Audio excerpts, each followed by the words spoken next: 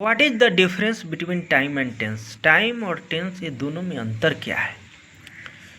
Time जिसका अर्थ होता है समय और टेंस जिसका अर्थ होता है काल, दोनों ऐसे शब्द हैं जिनमें संबंध होते हुए भी अंतर है। टाइम एक ग्रामेटिकल टर्म यानी व्याकरणिक पद नहीं है, जबकि टेंस एक ग्रामेटिकल टर्म यानी व्याकरणिक पद है। दूसरा पॉइंट कि टाइम से दिनों, महीनों, वर्षों आदि का बोध होता है, जबकि टेंस से दिनों, महीनों, वर्षों आदि का बोध नहीं होता है। एक एग्जाम्पल के थ्रू समझते हैं कि टाइम और टेंस से दोनों अलग अलग चीज़ें हैं। जैसे she is going to buy a car next year, वह अगले साल एक कार खरीदने जा रही है। यहाँ पर प्रेजेंट, यह सेंटेंस प्रेजेंट कंटिन्यूअस टेंस का वाक्य है, पर टाइम यानी अगले साल, नेक्स्ट ईयर यानी फ्यूचर टाइम का बोध करा रहा है। यानी प्रेजेंट और यह जो है, अगर प्रेजेंट कंटिन्यूअस टेंस का वाक्य है तो प्रेजेंट टाइम का बोध कराना चाहिए, न कि फ्यूचर टाइम का। इस कारण से हम लोग कह सकते हैं कि time and tense are two different things. Time और टेंस ये दोनों अलग अलग चीज़ें हैं। अब समझते हैं कि टेंस है क्या आखिर।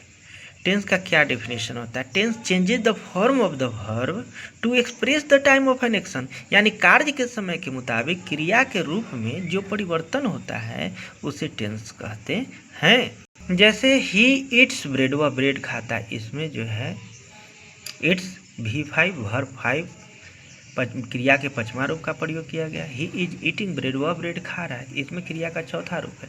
ही हैज ईटेन ब्रेड, वह ब्रेड खा लिया है, तो इसमें क्रिया का तीसरा रूप है। यानी देखते हैं कि जैसे जैसे कार्य का समय बदल रहा है वैसे वैसे क्रिया के रूप में परिवर्तन हो रही है। क्रिया के रूप परिवर्तन को ही हम लोग टेंस कहते हैं। अब टाइम और टेंस आखिर नाम क्यों पड़ा? तो टाइम और टेंस नाम इस कारण से पड़ा क्योंकि टेंस को पहचानने के लिए ताहे तिहे, चुकाए चुके, रहा रही की जरूरत नहीं पड़ती है। टेंस को पहचानने के लिए टाइम की आवश्यकता पड़ती है। अब जैसे यहाँ देखते हैं कि मेरा दोस्त हाथी पर सवार है, तो यहाँ पर कोई पहचान नहीं है, तो यहाँ पर हम लोग देखते हैं टाइम को, किस कार्य कब हो रही है। यहाँ पर मेरा दोस्त हाथी पर कार्य अगर बोलते समय हो, जारी रहे, तो वह प्रेजेंट कंटिन्यूअस टेंस का वाक्य है। जैसे मेरा दोस्त हाथी पर सवार है, तो इसका ट्रांसलेशन होगा my friend is riding on the elephant. और दूसरा एग्जाम्पल, भिखारी दरवाजे पर खड़ा है, आ है लगा हुआ है, फिर भी इसको प्रेजेंट परफेक्ट में नहीं, इसको प्रेजेंट कंटिन्यूअस में बनाएंगे क्योंकि कार्य बोलते समय जारी है, इस कारण से इसको प्रेजेंट कंटिन्यूअस टेंस में बनाएंगे। जैसे इसका हो जाएगा the beggar is standing at the door, वह मैदान में बैठा है, तो he is sitting in the field. यानी यहाँ इन वाक्यों को देखते हुए हमें पता चल रहा है कि टेंस को पहचानने के लिए ताहे तिहे, चुका चुके, रहा रही की आवश्यकता नहीं पड़ती है। टेंस को पहचानने के लिए टाइम की आवश्यकता पड़ती है।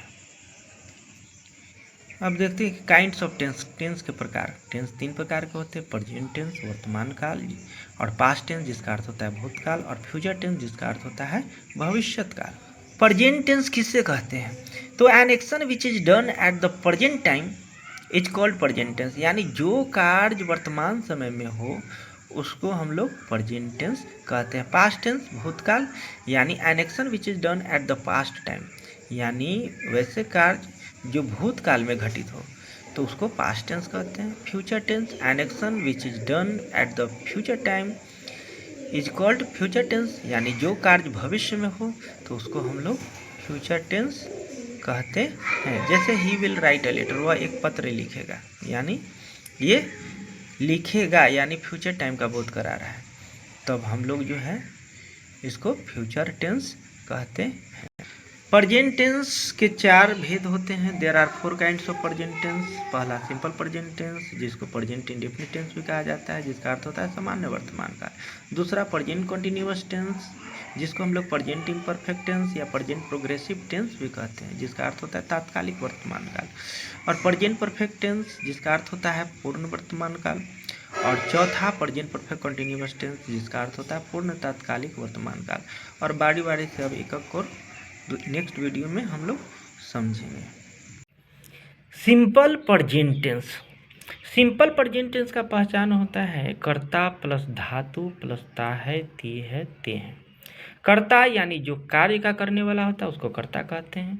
धातु यानी क्रिया रहेगी, और ता है, ती है, ते है इसके साथ जुड़ा रहेगा।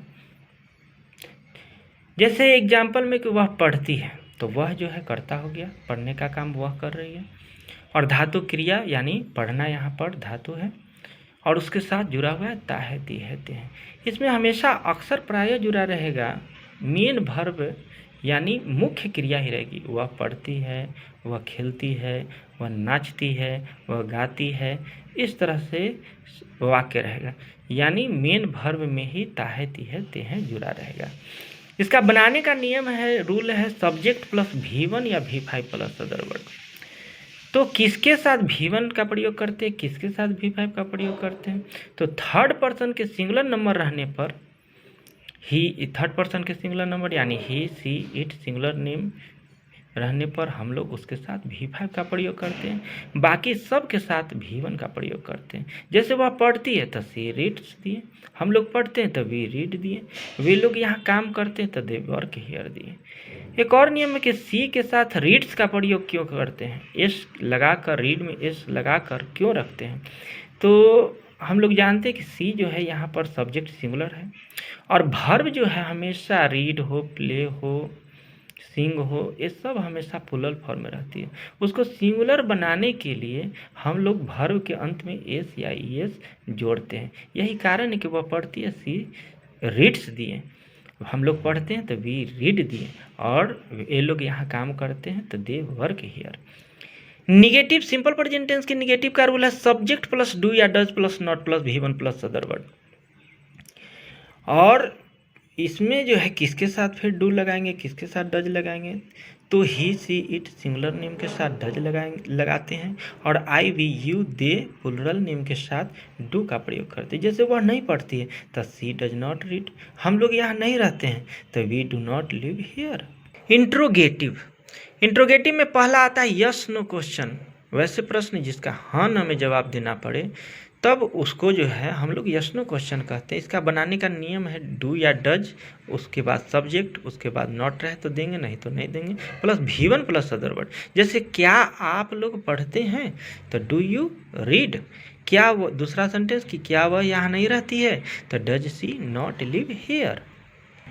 दूसरा WH वर्ड यानी what, why, when, where, who, how जो भी रहे, प्लस डू या डज उसके बाद देंगे, प्लस सब्जेक्ट, नॉट रहे तो देंगे, नहीं तो नहीं देंगे, plus V1 plus other word. जैसे वह क्यों नहीं पढ़ती है तो why does she not read, वह कहाँ रहती है तो वेयर, WH वर्ड दिए, उसके बाद डू या डज देंगे, वह के साथ डज लगता है तो वेयर डज सी लिव। वह किसे पसंद करती है तो whom does she like. Use of simple present tense, simple present tense का प्रयोग कहाँ कहाँ पर किया जाता है? तो पहला देखते कि to show a universal truth. अगर वाक्य जो है शाश्वत सत्य रहे तो शाश्वत सत्य को दिखलाने के लिए हम लोग हमेशा सिंपल प्रेजेंट टेंस का प्रयोग करते हैं। जैसे यहाँ पर the sun rises in the east, सूरज पूरब में उगता है, तो यहाँ पर जो है सूरज पूरब में उगता था, है और रहेगा, तो ये शाश्वत सत्य है। तो शाश्वत सत्य जो सब हमेशा सत्य रहे तो उसमें हम लोग हमेशा सिंपल, उसके साथ हमेशा सिंपल प्रेजेंट टेंस का ही प्रयोग करते हैं। तो दूसरा the earth moves around the sun, पृथ्वी सूरज के चारों ओर घूमती है, तो यहाँ पर हमेशा हम लोग इसके साथ भी घूमती थी, है और रहेगी, यानी शाश्वत सत्य है तो उसके साथ हम लोग सिंपल प्रेजेंट टेंस का ही प्रयोग करेंगे। तीसरा सेंटेंस, अगर वाक्य दिया, यहाँ पर वाक्य दिया हुआ the stars dot dot dot in the sky, अब सही ऑप्शन क्या होगा? ट्विंकल, बी ट्विंकल्स, सी ट्विंकलिंग या डी नन ऑफ दिस। तो यहाँ पर तारे आकाश में टिमटिमाते हैं, तो यहाँ पर सही ऑप्शन ये शाश्वत सत्य है, तो इसके साथ हमेशा यहाँ पर ऑप्शन ये सही रहेगा, क्योंकि स्टार्स तारे सब्जेक्ट प्लूरल है, तो यहाँ पर उसके साथ वर्ब V1 देंगे। चौथा क्वेश्चन है water dot dot dot at 100 degree centigrade, यहाँ पर ऑप्शन होगा बी, क्योंकि सब्जेक्ट वाटर पानी 100 डिग्री सेंटीग्रेड पर उबलता है, खौलता है, तो वाटर जो है सब्जेक्ट सिंगुलर है, तो इसके साथ V5 का प्रयोग करते हैं, तो यहाँ ऑप्शन बी सही होगा। दूसरा प्रयोग सिंपल प्रेजेंट टेंस का कि to show a present habitual action, किसी के वर्तमान की आदत को बतलाने में सिंपल प्रेजेंट टेंस का प्रयोग करते हैं। जैसे the Hindus worship in temple, Hindu लोग मंदिर में पूजा करते हैं। दूसरा सेंटेंस ही टेक्स टी विदाउट शुगर, वह चीनी के बगैर चाय पीता है, उसकी आदत है। तो यहाँ पर वर्तमान की आदत को, किसी के वर्तमान की आदत को दिखलाने में सिंपल प्रेजेंट टेंस का ही प्रयोग करते हैं। तीसरा सेंटेंस क्या है, get up at 6 AM every morning, मैं हर सुबह 6 बजे उठता हूँ, मेरी आदत है। तो किसी के वर्तमान की आदत को बतलाने में हम लोग सिंपल प्रेजेंट टेंस का ही प्रयोग करते हैं।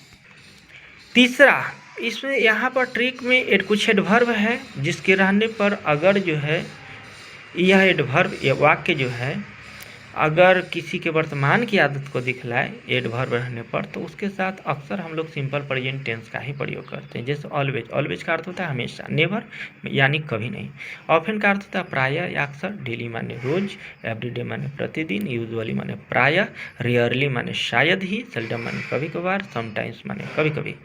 ये सब DTC are used in simple present tense for present habitual action. ये सब एडवर्ब रहने पर सिंपल प्रेजेंट टेंस का प्रयोग करते हैं जब यह किसी के वर्तमान की आदत को दिखलाए। जैसे पहला सेंटेंस है she always dot dot dot me, यहाँ पर सही ऑप्शन क्या होगा, हेल्प या हेल्प्स या हेल्पिंग या नन ऑफ दिस।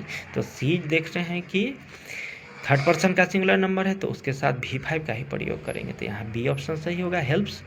और दूसरा सेंटेंस है she never dot dot dot a lie, तो यहाँ पर ऑप्शन नंबर ए होगा, वह कभी नहीं झूठ बोलती है, सी नेवर टेल्स अलाई। तीसरा sentence he usually dot dot dot hair at night, वह रात में अक्सर यहाँ आता है, तो यहाँ पर ऑप्शन ही के साथ V5 का प्रयोग करेंगे, तो सी ऑप्शन सही रह होगा। और चौथा question, my mother rarely dot dot dot a lie, तो यहाँ पर जो है मेरी माँ शायद ही झूठ बोलती है, तो माई मदर यहाँ पर थर्ड पर्सन का सिंगुलर नंबर है तो उसके साथ V5 का प्रयोग करेंगे, यानी ऑप्शन नंबर ए सही होगा।